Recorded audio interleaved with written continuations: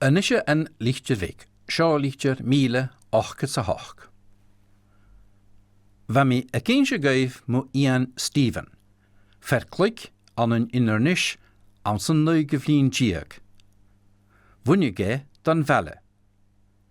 Chusin clú mar Sgeulachd Iain.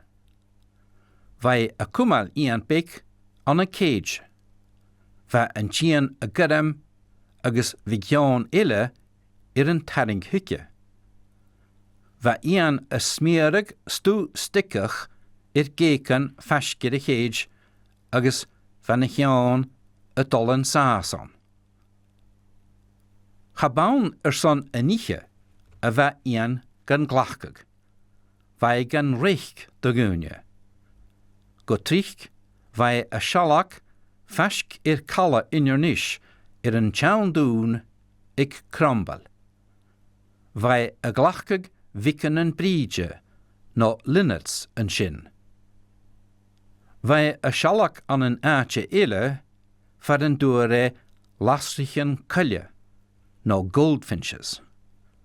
Agus an a cuille chulatar huare lán dua, blackbirds, agus smeorich nó thrushes.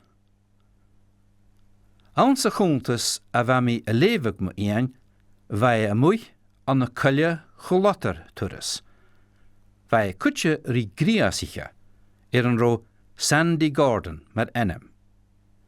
Va an díis go ma eolach a chéile.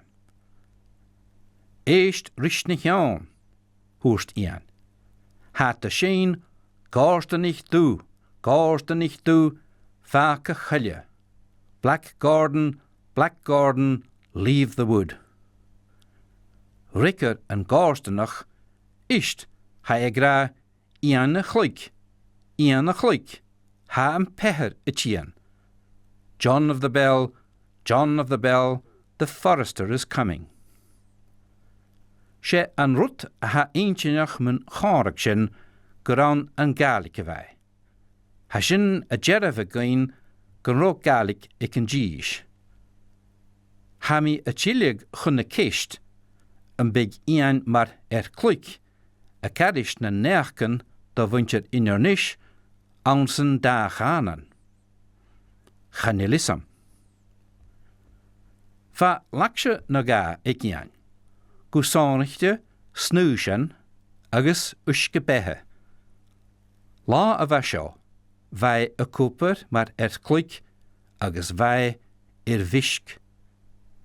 Chai roag a horsca, go féimige skur jen Jock látir.